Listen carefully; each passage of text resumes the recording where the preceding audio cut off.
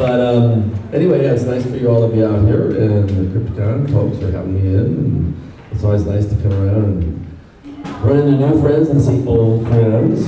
And it's funny when Oliver shows up, he's another pal of mine, and you know Oliver probably best from Poltergeist.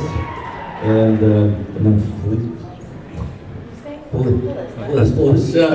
And of course, Felissa's here. Let's turn it over to you. Hi. So I'm Felissa Rose, and I'm best known for Sleepaway Camp, a slasher that was made in 1982. And I had a little something extra, unlike Friday the 13th. Thank you. And I'm about to show it to everyone. So thanks for having me. I'm very grateful. I appreciate being at the conventions, and you're all amazing. It's so wonderful to meet everybody and just connect with all of you. We all love the genre. So thank you very much. Thank you. Have you guys got any questions for us? Yeah. Okay. Or So how fun was it being in the Munsters? Just that. the Munsters. First of all, it was like a very unique, one-of-a-kind show. It was a lot of fun, and the reason it was fun was because of the uniqueness of the makeup and the special effects. But you got to remember, it was the '60s. It's a very old show. It's 53 years old, and the fact that I was lucky enough to be an 11 to 12-year-old kid for a few years with some really good talent and at the Universal Studios, it was a great place to, when I did my book, at the end of the book, it was called Munster Memories, and they asked me, what was your favorite memory? And I go, it's funny, the Munsters was my job, but my memory was hanging around Universal Studios when I had some free time and go exploring and seeing what everybody else was up to. And that was what really made me tick, was seeing all the movie stars and all the other series and all the stuff happening in this really wonderful place for 2 whole years, which seemed like an eternity as a kid. And now, looking back on it, it was just a blink of the eye. But the Munsters was just a really popular, cool show. As popular today as it was back then.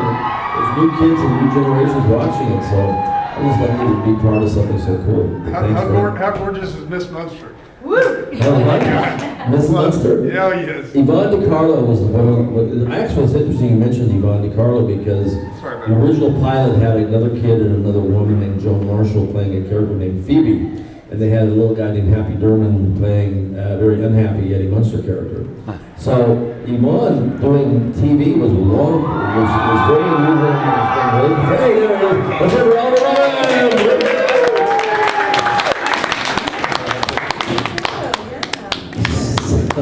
So real quick to finish that, Yvonne DiCarlo doing television was a real coup for the producers because she was a big star. I mean, a movie star doing television was unheard of. And we're going to hand this over to Robin real quick. So, Oliver, let us know what you're up to. Hi, everyone. It's a pleasure to be here, and I'm here to answer all the questions you want to know about Poltergeist. I'm sure that you're dying to know all about the special effects, about me, the curse. I don't know. No, there is no curse. And also, just don't get too close to me. Anyways, it's great to be here, and everyone's so great. And my girlfriend is actually from Missouri, so I'm returning to her home state as well, too. So now she gets to visit her mom, which is a bonus. So I'll whatever you want to know. Let's open it up and get questions rolling. So who's first? Questions first. Raise your hand. Go. More people coming in. Excellent. Okay. What is his name? What? What is his name? Oh, my name? Yeah. Oliver Robbins. Oliver Robbins, yes. It's funny, when I was born, all my friends were like, Oliver is such an unusual name. I'm meeting so many people now with the name Oliver. They're naming their children Oliver, so it's not so unusual anymore. Yeah. My parents saw the plate Oliver, and they said, if we ever have a son, we're going to name him Oliver. I don't know why, but they just fell in love with that.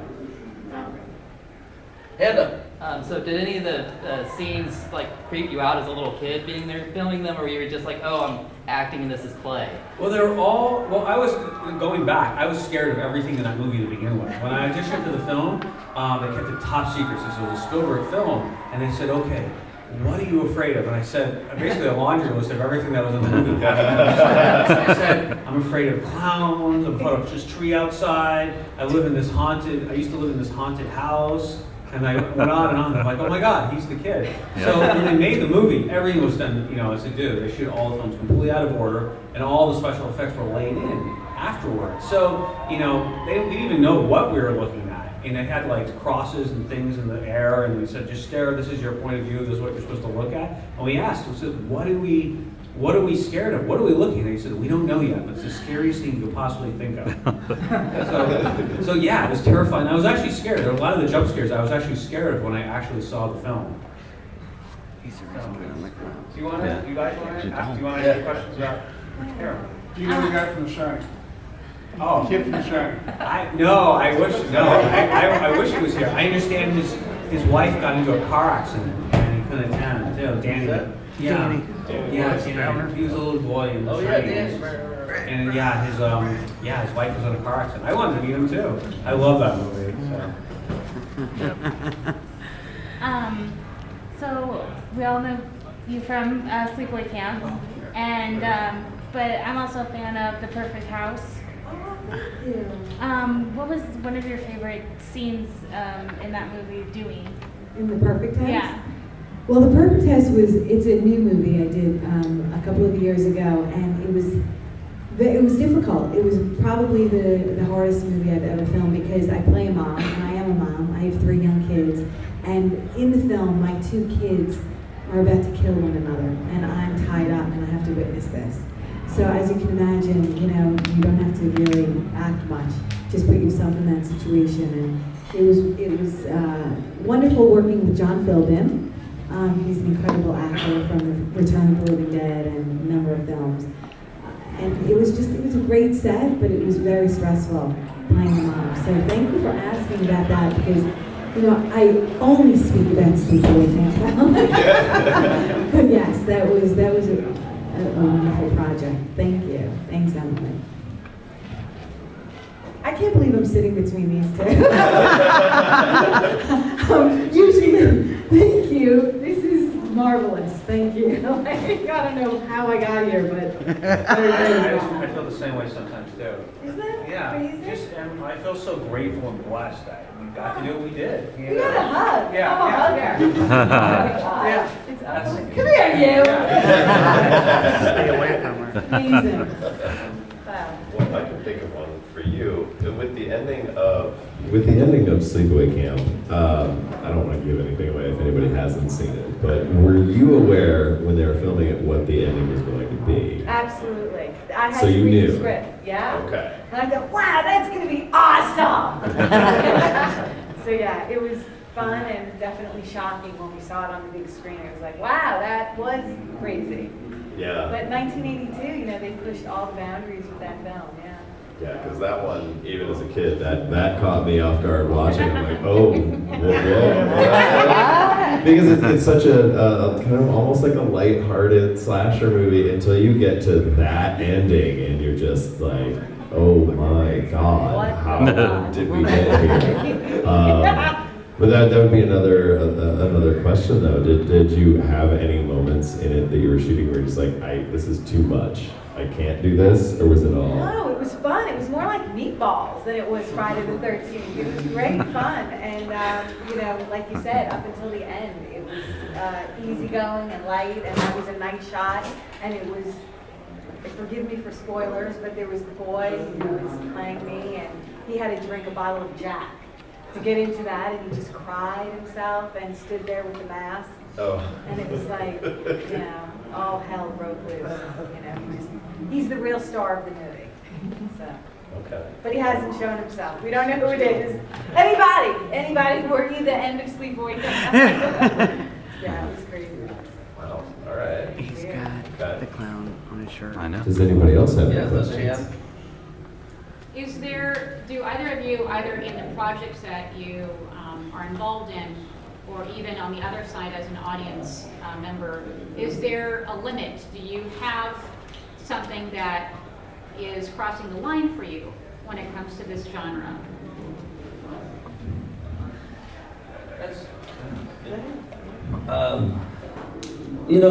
As a kid, first I was a kid actor, basically, and I never wanted to make it a career, and I didn't, honestly. I got out of the business when I was 19, But I got back into it in the 80s through rock videos and MTV and Eddie and the Munsters, and I never could sing, but we made records. I didn't play bass, but we made records. But I did write the lyrics. As far as the limit, for me, as a kid, no, because you're pretty protected, and the stuff that I was doing was very Disney-like, and I didn't really get into it. I did one horror movie in my life, which was called The Hand of Death with Johnny Agar, like a really early 60s, a brief little deal. I was just a kid who was doing a job, and all I wanted to do was be as a race car driver, and I was making money to save, so when I turned 19, I could buy a race car.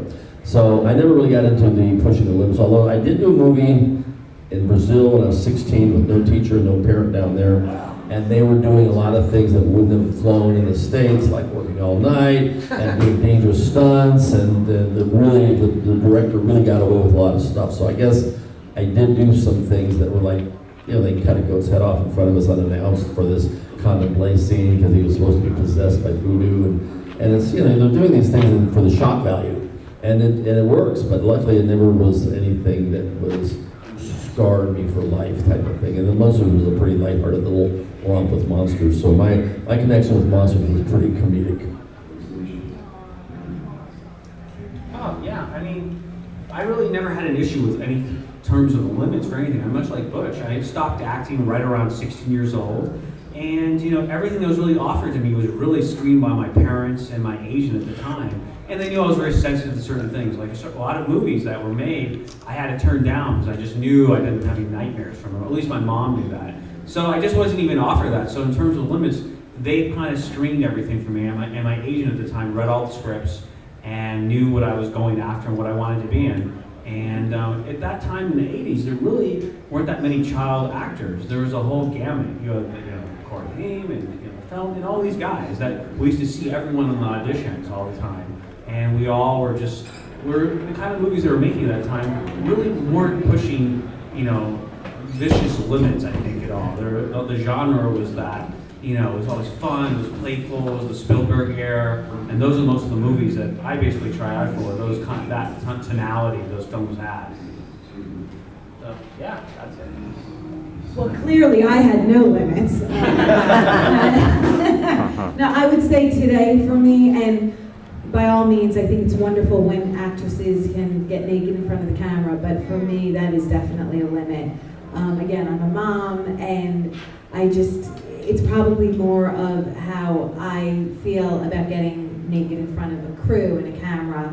So I just kind of have put that line down, and I think all the directors I work with over and over again just know that's sort of my, place where I stop and I'm just not comfortable. It's just about being comfortable. And again, it's beautiful, and a lot of times it's necessary, and it's created in such an art, a beautifully filmed manner. But I don't know, it's just my thing. So that's my personal, place of, okay, we're done. Now I'm not getting in that bone with my tits hanging out. All right, well, do we have any more questions? I see one over here. With everything that went down in the 80s and the deaths that happened with all the childhood actors and stuff like that, do you think it was your parents, situational, that made it so that you guys are still here? Especially, Oliver, no offense. Yeah, no, I mean, I think there's a curse and I could be hit by lightning at any time. No, I'm kidding. No, I really do. I think my parents were very protective of me, and they were amazed when I actually went into child acting. They didn't even want me to be a child actor. So going in from that mindset, immediately I was going to only do things that were safe. They always put my interest first. I mean, even on Poltergeist II, I was told that I was going to have to deal with bees, live bees. They wanted to cover my entire body with live bees. And they said, look, Oliver, you're going to have to do this. And I said, I don't really want to have live bees. And they said, no, we have such a thing as trained bees. We give them commands. I'm not joking. They brought a bee trainer and they said, we give the command to the bee, and the bees will just jump off you. And I said, I was like 14, 15 years old at the time. I said, there's no such thing, I'm sorry. So they actually had me come in, and they had the bee trainer come in and actually show me a trained bee. They said, look, he brings the bee out, says, I'm going to give it a command, and it's going to jump off, it'll do things. It didn't work. And they said, well, if you're not gonna, we really can't have you do the movie. You're not gonna be in the sequel to Poltergeist if you're not gonna be at the B scene. And I said, well, look, my parents supported me completely. They weren't money hungry. They said, look, it's okay, just don't do the movie. And I said, well, I'm not gonna be doing this film then. And they said, well, that's when the braces scene came alive. And in a lot of ways, I think that's a lot more creative and a lot more about being a teenager and coming of age and where I was in my life at that time. So it was kind of really a blessing in disguise for the production in many ways, versus the big B scene. I know, I was crazy though. Good for you though. Yeah. So many kids and actors don't speak out. That's amazing. I'm blown away by that. People say yes, yes, yes to everything in this business. Fear is a good constant in the universe to help you avoid those kind of things. Wow. Well, in the 60s, because my decade was 61 to 72, and back then, I think the question was about kid actors in general, the industry and this and that. I found that the industry is pretty much not to blame for most of the problems that came about, because you do have welfare workers and you do have parents. I found most of the problems that kids have had problems came from their side, from pushing parents or their aunt or whatever, getting the kids got a job to do, but they're at home, the parents are guiding them in another direction. Then he wants to please his mom, but he's supposed to please the director. And so I got along great because it was a temporary situation. I never really took it too seriously. But a lot of people, their parents were living vicariously through them, and you could see it, it was obvious. But unfortunately, in getting into mischief back when I turned 16 and 17 in the 60s, so I got, things that happened to me didn't happen because I was a kid actor. It happened because I was curious and I had an addictive gene, and it was in 1960 and 70, and I had access to do most whatever I wanted to do. So I don't find the business to be at fault most of the time. I mean, I'm sure there's some instances, but usually the industry has been a pretty good place for a lot of kids, but there have been obviously some bad situations, some bad experiences, no doubt about it. But I think that could have happened in probably any walk of life, though. Right. Yeah, I agree with that, too. Nice. You just hear about it because the kids are in the spotlight. Right. Exactly. Yes, again. When you're not at conventions or when you're not acting, what do you do in your spare time? How do you guys relax or unwind? What do we do? How do you guys relax or unwind when you're not? Well, right now, I just bought a house in Missouri that I used to live in when I was 13 years old. My grandma owned it. It's a big 1875 Queen Anne that happens to be haunted. And I've got trees that all over my yard, 47 of them, that 3 or 4 of them look like a poltergeist tree. So I love that house. It's haunted. It's haunted, and I'll get some clowns. Get some clowns It's right around. It looks like a poltergeist house. But literally, I've got my cars, and I go on. I'm kind of a gearhead, and I've always been around, muscle cars and race cars all my life because I wanted to be a race car driver. So now that I've wound up with this haunted house and these cool cars in the Midwest, I keep pretty busy, just staying on the ground and doing a lot of automotive events, an occasional Crypticon situation. But with the automobiles, it kind of puts me back where I really like to be, which is hanging around other people's cars. So I've kind of gone full circle. Nice. Oh, I'll go if you want.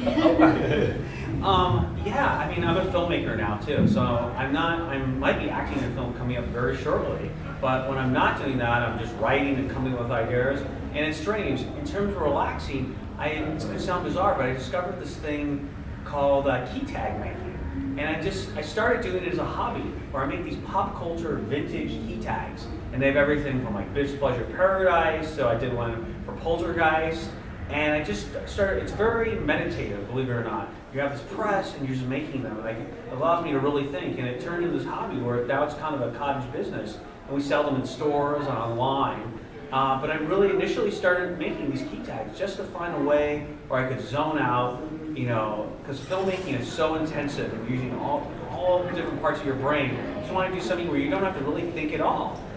So I got into this thing called this key tag making. I have a website for it now. If you want to, What is it? keytagsorus.com. So we have 100 in the line, and I've seen them now. People have taken them to these conventions and actually been selling them there too. He gave me one. Yeah, I gave you one. Yeah, I did a little Munsters one too. Yeah, I do them for everything. So I think they sell them at even Hollywood Wax Museum now too in Branson here. So yeah, it's just a really fun meditative thing because it's so film industry, it's so hard to relax. You're under always some kind of duress, you know, and there's always some crisis or some situation that's taking place, you know, in a fun way, but you just want something you can just zone and just relax. So that's what I do. Take that out. Yeah, you need something like that. I'm a workaholic, so I produce now, and you know, I'm working all the time. But the biggest and best production of my life are my 3 children. So they keep me so busy. Now they're off for the summer, so we're running, you know, from beach to water park to, you know, friends and all kinds of fun activities. But I'm always on the go and stay training. How old are they? My kids are 8, 10, and 12. Wow. Yeah. And you have fun with that. And they're unbelievable. They come with me to conventions, and they have the best time. They love horror movies, and you know, they love Poltergeist. They love Munsters. I mean, they're in their glory when they come to the, you know, the convention circuit. They're That's very great. excited. That's awesome. So like outside of a convention setting, do you guys like when when you're walking down the street, for an example, like do you get recognized ever? Just like outside of a convention setting? Occasionally. I've been doing a few more things. That the one thing happens is like Al Lewis' grandpa. He would walk to an airport, everybody would recognize him because they look the same with or without makeup. For some reason, lately, people have been saying to me, you know, the older you get, your face hasn't changed that much. So once they look at it, they go, okay, I get it. But I've been doing a lot of some talk shows and a few guest roles here and there. So because I'm, you know, looking similar to, like, I guess people recognize me more than they used to. But at the same time, I'm living in a town of 5,000 people where everybody knows me. So that's kind of like it's like a stacked deck on that one. But I enjoy it, and everybody's very nice. I'm reconnecting with kids from 50 years ago, and I really want to do a show one day about what it's like to move back to a childhood town and save a house and meet with the, you know, I mean, I call it Andy Mayberry meets Eddie Munster in the Twilight Zone. I got a Mayberry town, I got a haunted house full of ghosts, and I'm going back to my childhood roots, and we drive around in the Munster coach and have a great time. So one of these days, I'm not looking for a TV show, but it would be fun to do a show about reconnecting and moving back to, it's like Willoughby from Twilight Zone. You know, the guy's all stressed out. All he wants to do is go back to his, you know, a simpler, peaceful time. Well, that's what I'm doing. But it's also fun to get out there and do this kind of stuff. Meet the folks. That's great.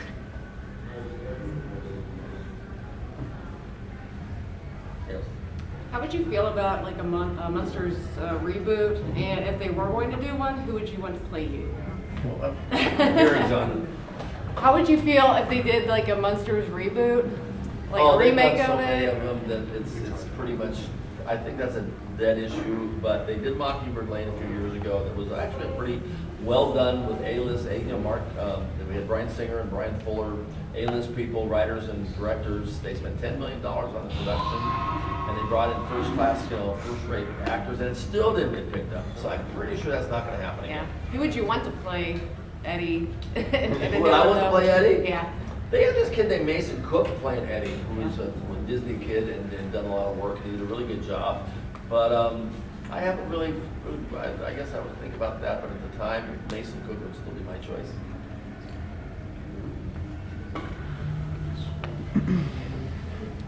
It's my turn. Go ahead. It's a question for all of you. What's your all-time favorite scary movie?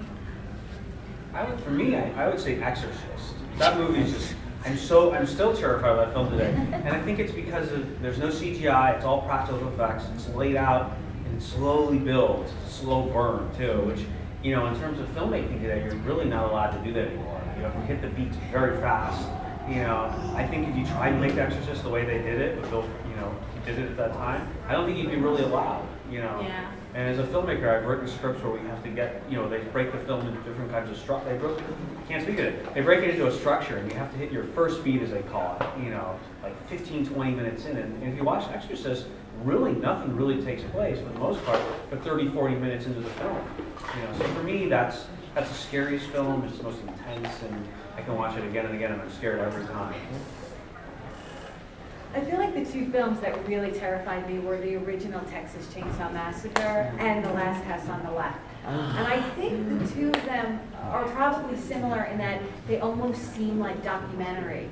style, you know, that grainy kind of, very evil. There's something evil in the colors and the, you know, the energy in the performances. I mean, Marilyn Burns to me is like, that portrayal, that she is just brilliant in the character. And Ed Neal as the hitchhiker. Holy shit. I mean, like, in real life, he's the most jovial, hilarious man you'll ever meet, and then on screen, he can scare the shit out of you. So, yeah, those two films really did it for me. They were crazy, crazy good. You mentioned Last House on the Left. That was a scary movie. But I've always enjoyed movies that I think, for instance, The Birds. I like the movie where, what if? Because theoretically, if the birds got together, they could do some serious damage. So I kind of like those kind of movies where you think, what if some strange occurrence that a natural, you know, predator or birds or ants or something in that range of could happen. Literally, I like those kind of movies where, I mean, I like a good thriller, but I like the idea of what if this could actually happen. So The Birds, and then if you go back to the Universal scary movies, it's hard to get The Creature of the Black Lagoon. Just because what if? Again, you know, there could be the Old Man Selena in South America somewhere. Your shirt is one of my favorite films, Suspiria. Oh, it's wonderful. It's one of the most beautiful. They apparently just found a 35mm print in existence, like an uncut, like 5 more minute cut of it, and it's going to be screening across the U.S. So, Argento just had an eye for color. He really did. You got a favorite episode that you remember? Munsters? Yeah. Oh God, there's actually quite a few of them. Oh, I know there is. Watched all of them. The one Zombo, where Louis Nye played the TV host that I thought was a real guy, is funny because today we watch guys that host monster movies all over. There's a line in the movie where I go to the set, and it's the idea of me going to a TV set because I'm on TV, obviously. And I look around and I go, Mom, what's wrong with Zombo's house? It's all crummy. And I go, isn't anything real around here? And the producer goes, Eddie, it's television, nothing's real. And it's just fucking funny that was a good episode. That's one of my favorites. And Hot Rod Herman, where we went to the drag strip, is a good one too. And where I grew a beard, Eddie's nickname, those are my 3 favorites. Because Paul Lynde's Dr. Dudley was hilarious.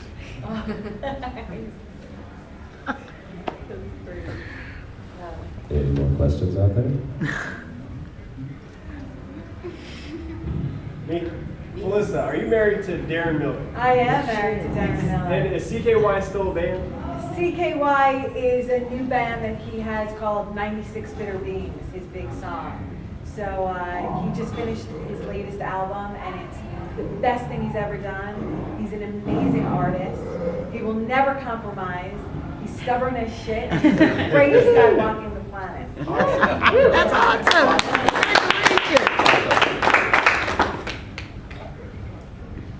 Okay, so they recently remade Poltergeist, and I really wanted to get your opinion on it. I think this is my feeling about remakes in general, and this is my perspective coming as a filmmaker. You know, making a movie is so hard. Even making a bad film is really hard. And and I believe nothing is sacred. You could reinvent it. And they really had guts to go ahead and make Poltergeist. They're fighting this uphill battle because no matter what you do, it's not going to be right because everyone's going to compare it to the original. But I do think, in terms of my professional opinion, I think they kind of missed the mark on the movie. They kind of didn't understand the components of the Poltergeist that made it such a special film to begin with. And that really was, made it very unusual compared to many horror movies, was the family unit. We're a happy family, we're a perfect family, we love each other. And, really nothing much really happens in the film for the first 30 minutes of the film. We get to know the family, we care so much about them, and then we're thrust in the situation, we're rooting for them.